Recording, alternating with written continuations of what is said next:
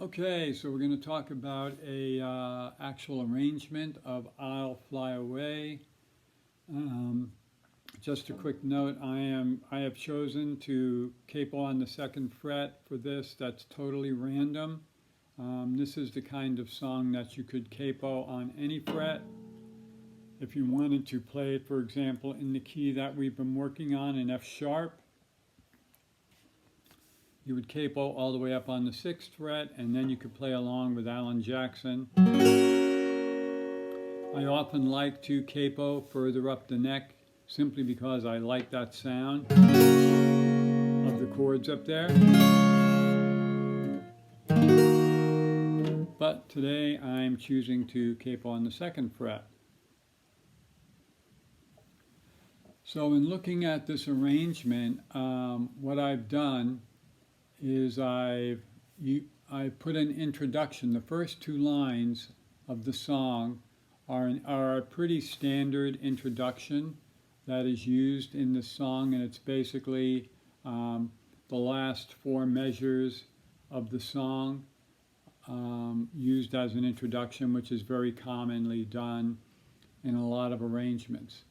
The other thing that I've done is I've put a little V mark above the melody notes, and the reason I did that is you want to make a little bit of an effort to try to emphasize the melody notes over the harmony. So when you're playing that first, I'll just play the first two items there, the low G followed by the C chord. So I'm choosing to start with my ring finger down here. You could do it this way. I find it easier just to do it like that. Have my hand on the C chord and just put that finger down there. So we have, so I'm making an effort to play that melody note louder than the chord that follows.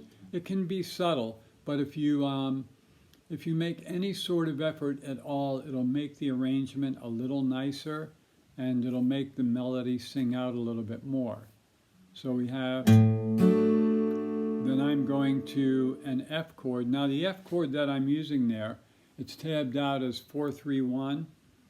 If you accidentally hit the open string, that's fine. It'll just make it an F major 7 chord. So we have,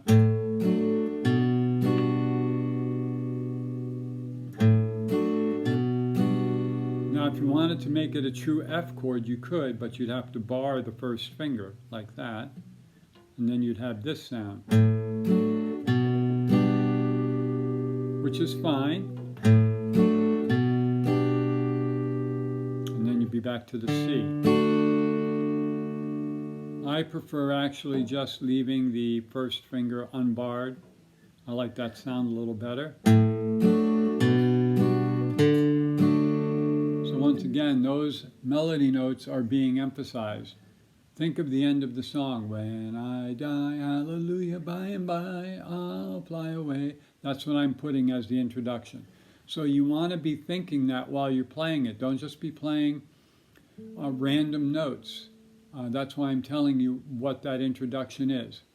By now, hopefully you're like so thoroughly familiar with the song that you may even be sick of it. But the arrangement is fun. It's the kind of simple bluegrass arrangement that I like. It's very Americana, and I enjoy this type of thing a lot. Hope you do too. So once again, getting back to the arrangement. So we have the C, F, C, two melody notes.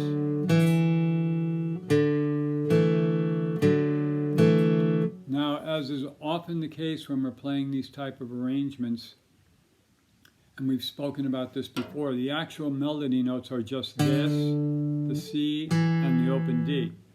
When I play it, I'm actually playing more than one string. I'm starting on that C note, the 3rd fret, and then I'm going to the open D, but I'm playing a couple of strings. You can hear that. I choose not to actually write that in. I figure it's less things to look at, as long as you understand that general principle, and I know we've used that before in arrangements of this type. You can generally feel pretty free to pick extra strings as long as you're starting on the melody.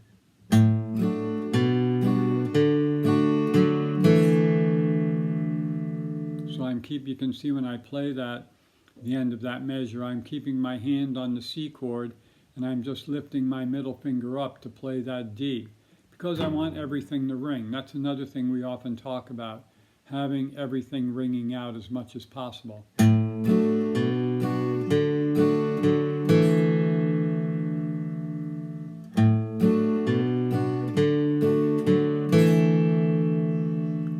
Now I get to the next measure, you can see it says C or E. We will talk about that in a minute.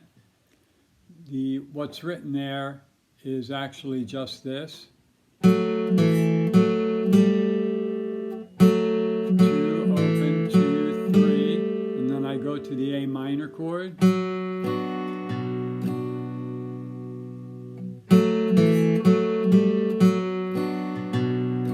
C chord. A minor. So from the beginning.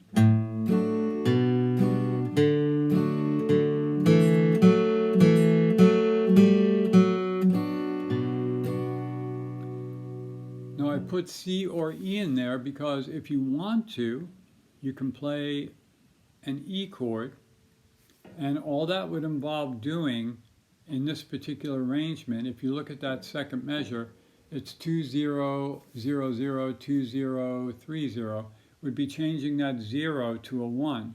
So we have this, if we just change that 0 to a 1 and we just bring the first finger up here, now we would have this, sorry, going to the A minor.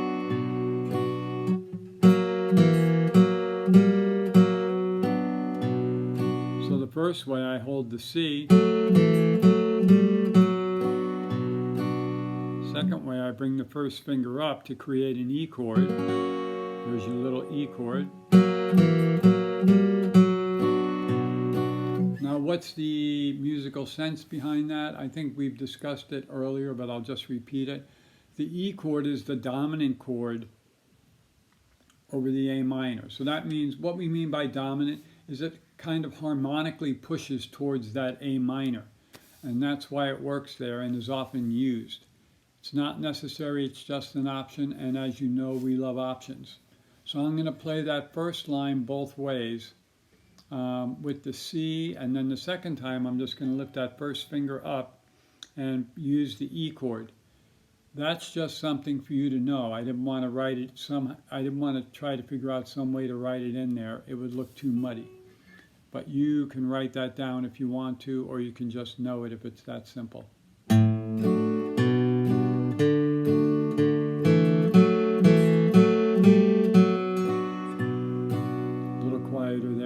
Now this time with the E chord.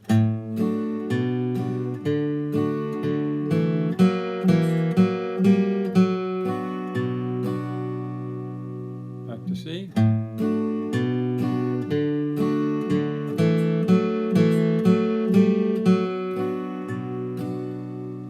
This time with the E.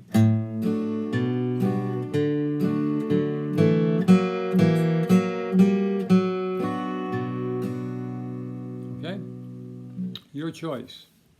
And then we continue on with the intro. We have a lot of fill in here, so that's your only melody note so far. Fill to the G, two melody notes, and once again you can hear I'm playing more than one note there. Back to the C.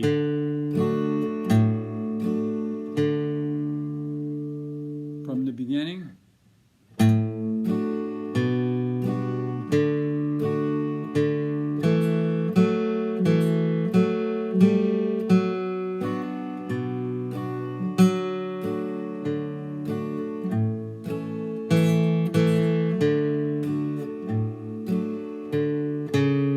And that's just your lead in. Those last three notes at the end of that first measure. So I'm just going to play those first two lines a couple of times, and I'm gradually going to speed it up just to give you, a better feel of the song as we go along, but slow at the beginning so that you either have something to play along with or just to give you the sense of the sound that we're looking for.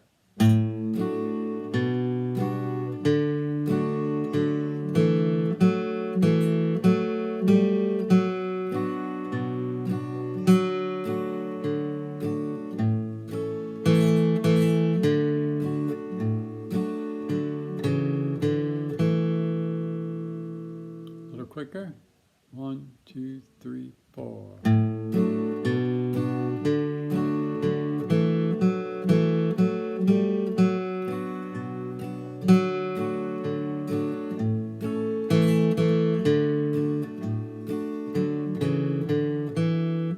Once again, know what you're playing there. Sing along with it if you can.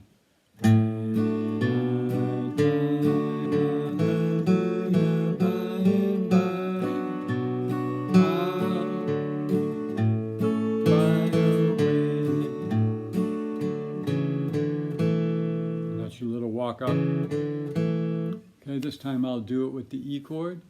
And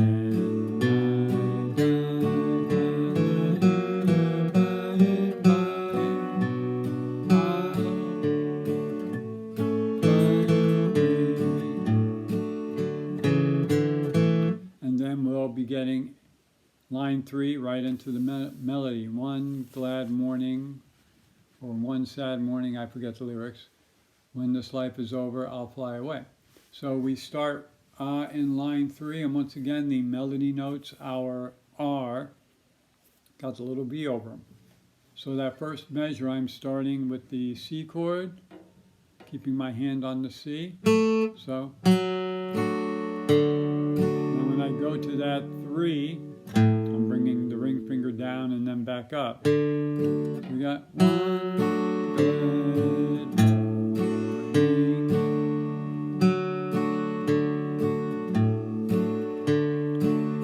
Practicing that there, just practice that first measure a few times and try to build up a lot of looseness in the right hand and comfort.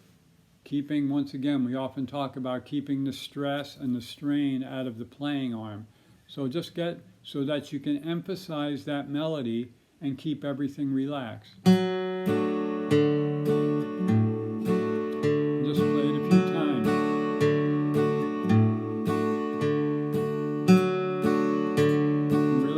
Bringing out that melody. Then you can gradually speed it up. Keep it loose.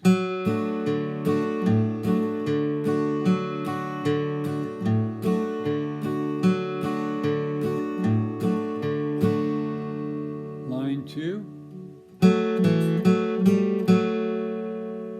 Right.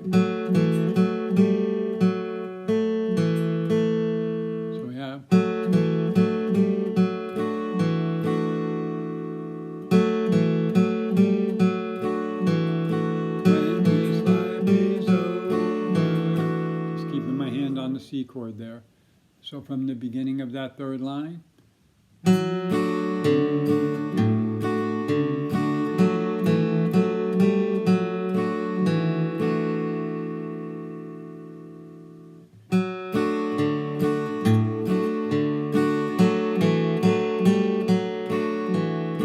what I tend to do on the second measure of that third line is I tend to bring my pick really close to my bridge over here. I don't know why, but I do, just letting you know that I really try to bring that part of the melody out.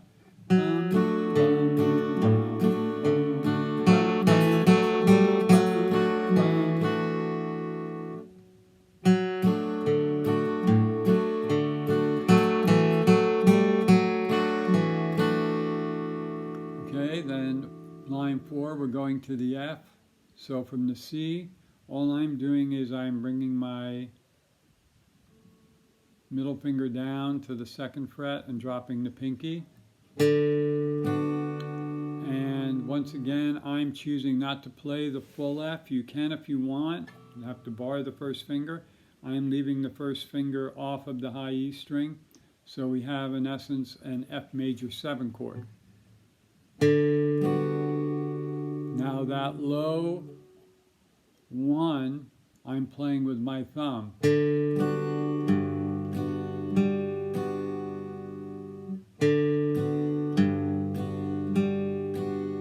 Okay, so we have one melody note there. Fill, fill, and then we have open for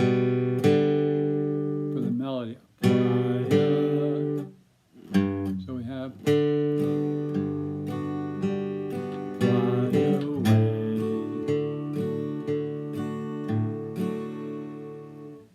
From the start of line 3.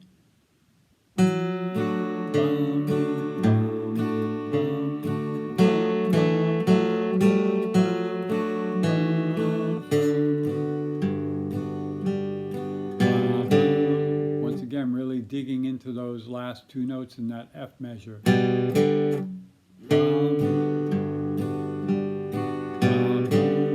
Back to the C chord.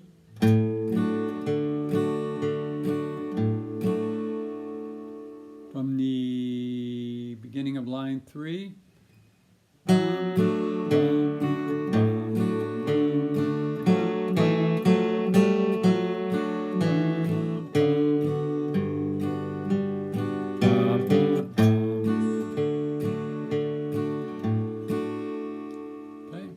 From the beginning, 1, 2, 3, 4.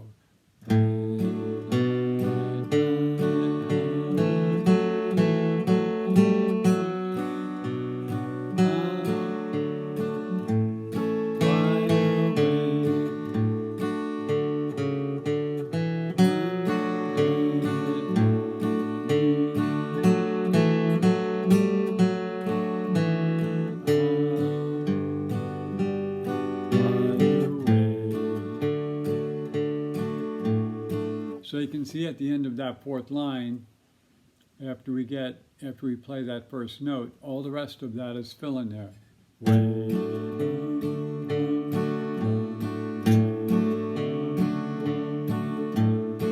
And we'll talk about some variations there, but we want to get just through the basic part of the start of the song.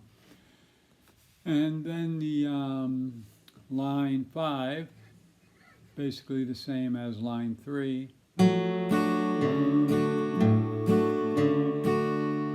Not basically, exactly. Okay? And then we get to the second measure in line 5. Very similar to line 3, except now we're going to switch to the A minor.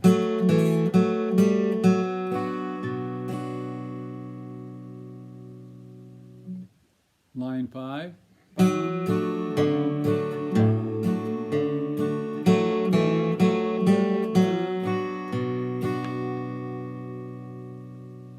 From line 3, where the song actually starts, 2, 3, 4.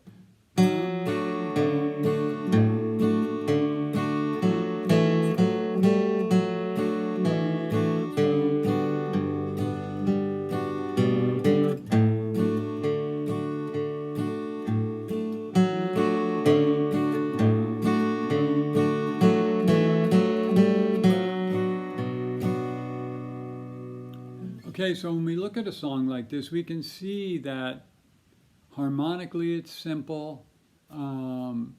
Technique-wise, it's simple. We're just basically kind of here doing C, F, C, G, A minor. But to really make this song sound good, it takes some work. It really does. You really have to think about it. And that's why I point out these other things to help you to make the arrangement sound good. Emphasizing your melody notes is one of the primary things that you want to do. Okay? Creating that, not only does it bring the melody out, but it creates some dynamic interest too. So you can mess around with where you're picking the strings as far as your right hand, how close to the bridge you want to get. Give some thought to that as you become more and more familiar with the arrangement, just kind of dressing it up, playing it how you like it. Then we get to the last line on this page. We have a melody note, sorry. Then fill, fill, melody.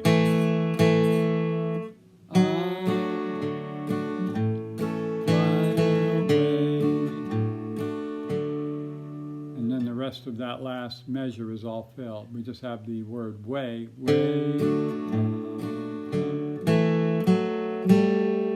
That's going to take us into the bridge. So I'm going to give a couple of play-alongs from the top. 1, 2, 3, 4.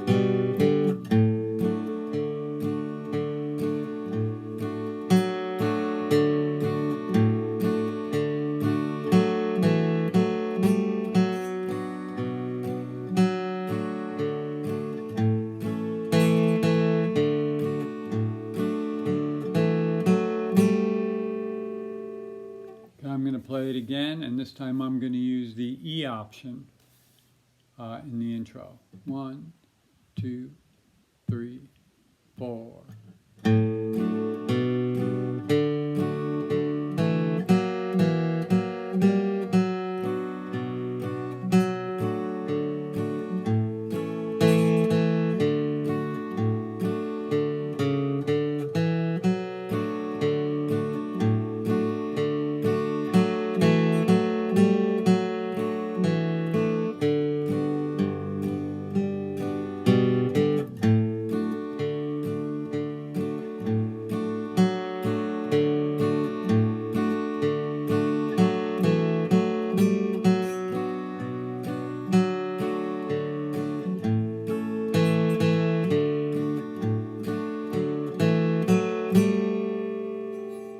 Okay, so there you go.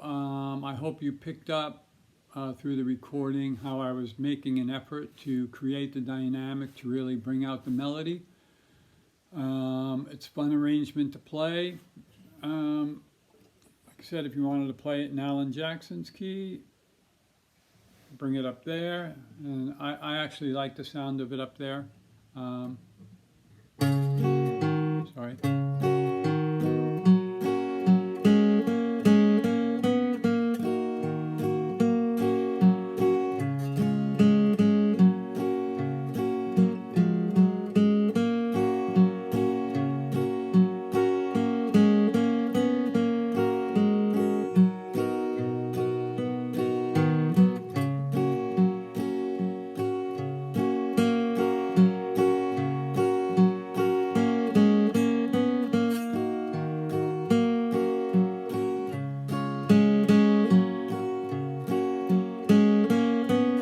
Sort of has a little bit of a music box quality to me. Anyway, I hope you're enjoying that, and if you have any questions, you know what to do.